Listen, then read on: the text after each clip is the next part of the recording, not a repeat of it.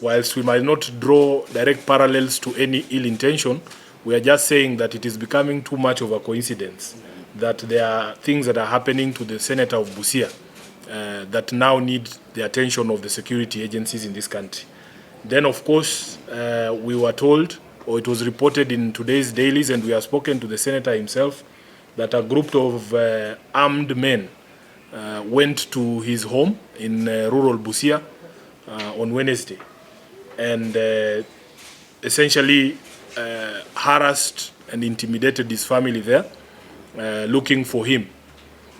And of course, this was preceded by another incident where some armed goons stoned his vehicle that was leaving Busia Law Courts just a few days ago.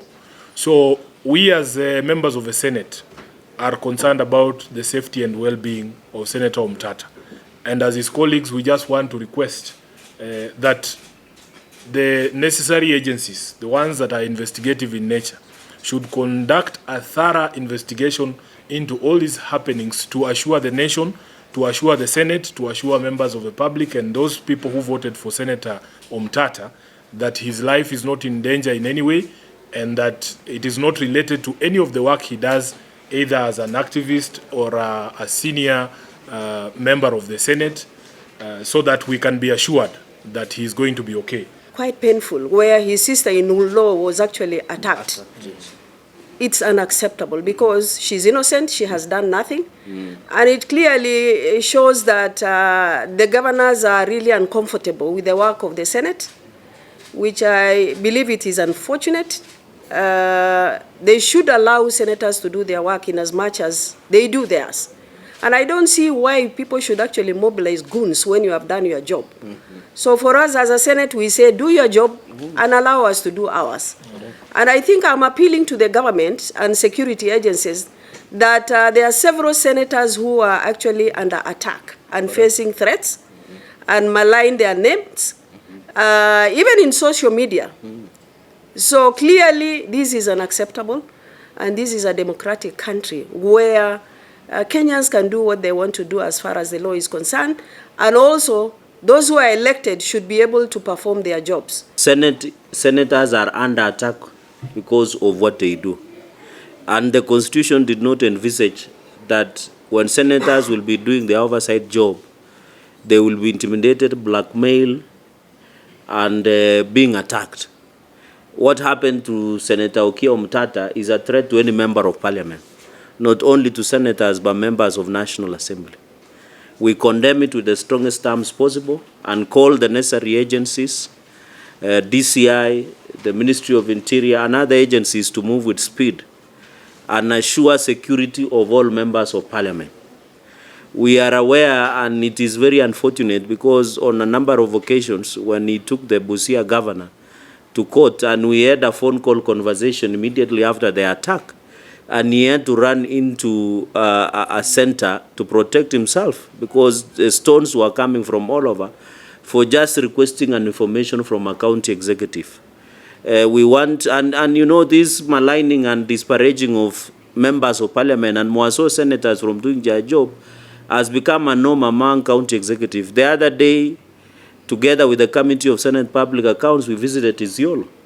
What followed was barrage of media attacks against the senators. I wish to call upon our Kenyan youth to refuse to be used by those in the executive who do not want to be subjected to the oversight. What happened to Omtatah, particularly after he went to court for a mention in a case where he has requested that the Busia County provide some information for him to be able to do his oversight work, is totally unacceptable. It is wrong to give him a job which includes oversighting the governor on behalf of the people of Busia, and then when he does that, he is attacked. I wish to say that we must respect the democracy that we have, which allows the different arms of government to do their job, which allows the citizens to even query what is happening by the executive.